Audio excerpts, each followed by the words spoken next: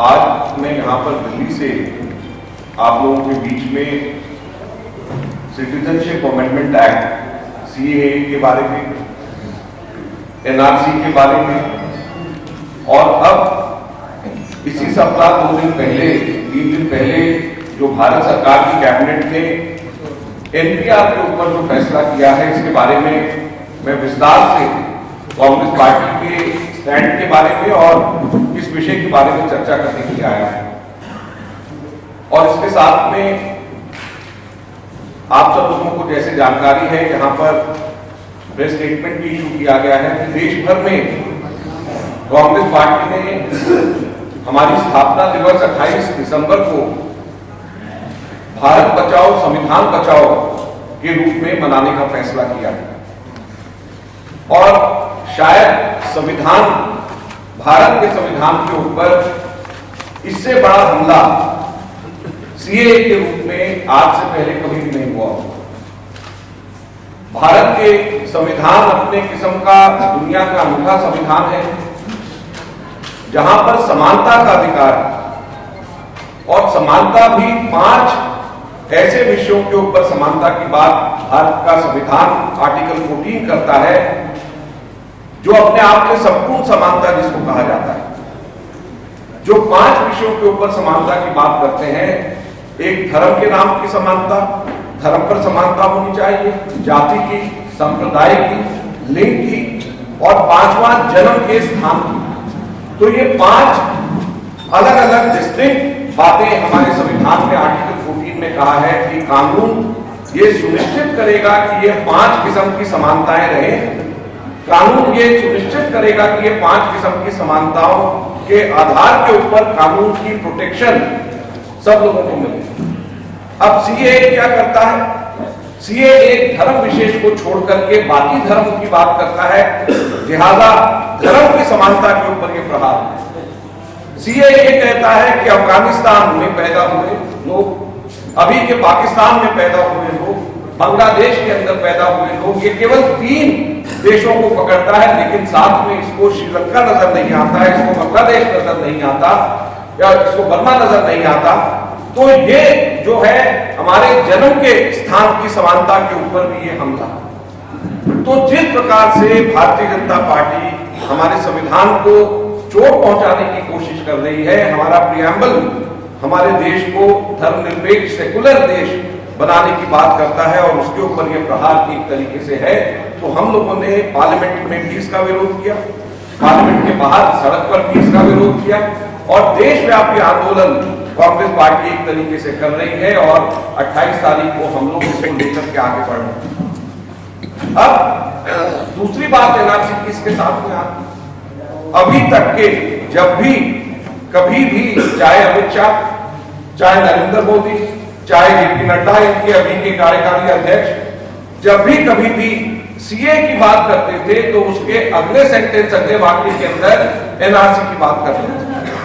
और एनआरसी की बात जो करते थे, अब जो है प्रधानमंत्री और ये सबके सब लोगों ने कहा कि एनआरसी का के ऊपर कोई कार्रवाई नहीं हुई है, एनआरसी से इसका कोई लेना देना नहीं। ये भी झूठ। 11 बार संसद के अंदर और उसके अलावा बाहर पब्लिक मीटिंग में तो असंख्य बार, यहां तक कि 24 अप्रैल को इसी साल बंगाल के अंदर पब्लिक मीटिंग में भाषण देते हुए प्रधानमंत्री नरेंद्र मोदी ने कहा कि हम पहले सीए को लेकर के आएंगे, उसके बाद में एनआरसी को लेकर के आएंगे। तो एनआरसी को जब इस प्रकार के सीए के साथ में जोड़ दिया जाता है, जो सिटीजनशिप अमेंडमेंट एक्ट उन्होंने किया है, तो ये भारत के अंदर धर्म विशेष के लोगों के साथ में अन्याय और भारत की सांप्रदायिक ताकतों के ऊपर, सांप्रदायिक ताकतों को बढ़ावा देना और सेक्युलरिज्म के ऊपर एक चोट। यही नहीं, इसका सबसे ज्यादा नुकसान हमारे देश के गरीब लोगों को होगा, उन लोगों को होगा जो डॉक्यूमेंट इकट्ठे नहीं कर पाते। मैं आपको एक छोटा सा उदाहरण देना चाहता हूं। एनआरसी के ऊपर कानून 2003 में बना, सीए उस टाइम का जो सिटीजनशिप अमेंडमेंट एक्ट 2003 में किया गया अडवाणी जी और वाजपेयी जी के टाइम, और उसके बाद में देश के अंदर ऐसे 12 राज्य और 1 यूनियन टेरिटरी चुना गया। टोटल जहां पर 31 लाख लोगों की पॉपुलेशन थी, और यह तय किया गया कि यहां पर यह पायलट प्रोजेक्ट लागू किया जाएगा और यहां पर हम लोग सिटीजनशिप हम लोग डिटरमिन करके इनको आइडेंटिटी कार्ड देंगे भारतीय नागरिक होने का। और यह पायलट प्रोजेक्ट 2003 में शुरू हुआ। 2004 में भारत के अंदर हमारी सरकार आई, यूपीए की सरकार आई, और इसको जब हम लोगों ने इवैल्यूएट करना शुरू किया तो हमारी सरकार ने पाया कि यह एकदम से मुश्किल होता जा रहा है कि किस प्रकार से कोई आदमी, खासतौर पे गरीब आदमी, अपने सिटीजनशिप के डॉक्यूमेंट्स लेकर के आएगा। आप लोग हैरान हो जाएंगे, जहां 31 लाख की पॉपुलेशन थी वहां पे सिर्फ 12.5 लाख लोग ही अपनी सिटीजनशिप को वहां पर कंफर्म कर पाए, बता पाए, प्रूव कर पाए, साबित कर पाए। यानी आधे से भी ज्यादा लोग सिटीजनशिप को कंफर्म नहीं कर पाए हमारे इस पायलट प्रोजेक्ट के अंदर, जिसकी शुरुआत जहां पर 2003 के अंदर उस वक्त की भाजपा की सरकार ने किया। लिहाजा उस वक्त हम लोगों ने तय किया, और ये मैं आप लोगों के बीच में जो बोल रहा हूं, ये भारत सरकार के पूर्व गृह राज्य मंत्री होने के नाते मैं बोल रहा हूं। कैबिनेट में जाने से पहले मैं चिदम्बरम साहब के साथ 2009 से लेकर के 2011 तक गृह राज्य मंत्री था, और 2010 में हमने एनपीआर, जो पहला फेज एनपीआर का था, उसको हम लोगों ने किया। तो उस वक्त भारत सरकार ने यह तय किया कि हम लोग इसको आगे पायलट प्रोजेक्ट को नहीं बढ़ा पाएंगे, इसको नहीं बढ़ाया जाना चाहिए, क्योंकि गरीब लोग सबसे ज्यादा इसमें दिक्कत का सामना कर रहे हैं।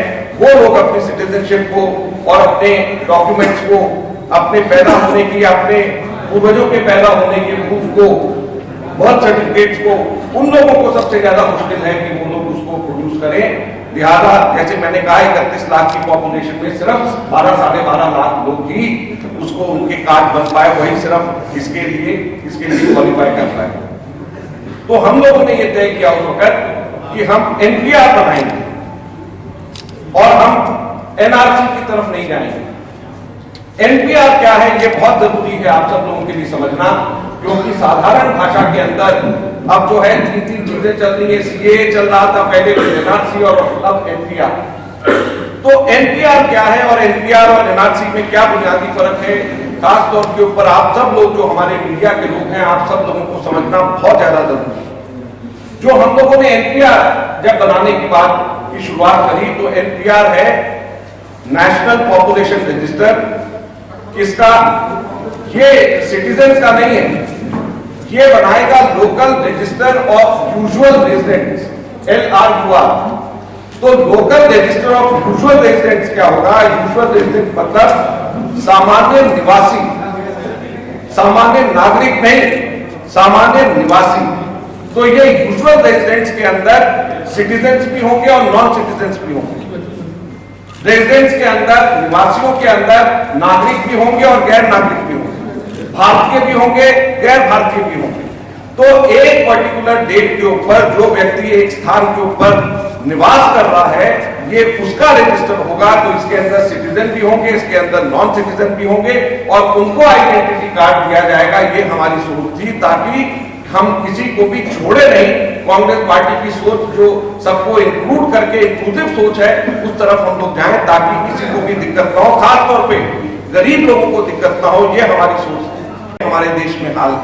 और यही नहीं, जहां पर प्रधानमंत्री, गृह मंत्री को देश संभालने की बात करनी चाहिए ऐसे समय में, कल दिल्ली के अंदर गृह मंत्री कहते हैं कि मैं टुकड़े टुकड़े गैंग या मैं अपने विरोधियों को मैं सबक सिखाऊंगा। ये हमारे गृह मंत्री का ये कहना है। हमारे यूपी के चीफ मिनिस्टर ये कहते हैं कि मैं जो प्रोटेस्टर्स हैं मैं उनको सबक सिखाऊंगा। तो ये सबक सिखाऊ गैंग को ये सबक सीख लेना चाहिए कि देश भारत हमारा है, इसको चलाने के लिए सबको साथ लेकर के चलना पड़ता है। और प्रधानमंत्री, गृह मंत्री और मुख्यमंत्री के मुंह से सबक सिखाने वाली भाषा नहीं, बल्कि सबको जोड़ने वाली भाषा शोभा देती है, और तभी हमारे देश आगे बढ़ सकता है। मुझे अभी यहाँ पर आने पर बताया जा रहा है कि छोटे से छोटे प्रोटेस्ट में भी यहाँ पर पुलिस केस बना करके, और पीसफुल प्रोटेस्ट के अंदर भी पुलिस केस बना करके कांग्रेस के कार्यकर्ताओं के ऊपर केस बना करके कोशिश कर रही है हतोत्साहित करने की। तो कल पूरे देश में कांग्रेस के कार्यकर्ता सड़क पे उतरेंगे, और जो हमारे पटना का कार्यक्रम है यहाँ पर मदन मोहन जी उसके बारे में आपको बताएंगे, और उसके बाद में इस विषय पे अगर वापस किसी को कुछ सवाल पूछना हो उसके बाद में फिर मैं से आपसे 28 तारीख को हम लोग का स्थापना दिवस है। सदाकत आश्रम में अन्य वर्षों की भांति इस बार 11 बजे स्थापना दिवस मनाया जाएगा और उसके बाद एक मार्च निकाला जाएगा जो अम्बेडकर चौक तक जाएगी। वो भारत बचाओ और संविधान बचाओ इस नारा के साथ जाएगी। हमारे केंद्रीय पर्यवेक्षक जो आए हुए हैं हमारे, उन्होंने बताया है कि इससे पहले भी 2 मार्च हुआ है जिसमें कई वरिष्ठ नेताओं को और लोगों को उसमें बेवजह FIR करके फंसाया गया है। RJD का एक जुलूस था, उसमें भी हम लोग समर्थन में थे, उसमें भी FIR किया गया है। बेवजह चाहता है आदमी को, हमारे लोग हैं संविधान की रक्षा करने वाले हैं और भारत बचाओ नारा के साथ हैं, उनको बेवजह दबाने का प्रयास किया जा रहा है। आप लोग से भी मेरा आग्रह है कि आप लोग तो वैसे रहते ही हैं, आप एक बात का जरूर ध्यान रखें। कल भी जो हम लोग का निकलेगा रैली, उसमें भी ध्यान रखें कि मेरे कोई लोग ऐसा काम कर रहे हैं जो FIR ऊपर होना चाहिए, और अगर नहीं हो तब अगर होता है तो आप लोग का भी कर्तव्य बनता है कि उस बात को हाईलाइट कीजिए। यही ज्यादा नहीं करना है। आप लोग पहले भी बहुत सच बात को लिखने की ताकत रखते हैं, लिखना शुरू भी किए हैं, मैं आपको बधाई देता हूं। और अगले वर्ष में आप लोग निर्भीक होकर सच को लिखिए, यह मैं आपसे आग्रह करता हूं।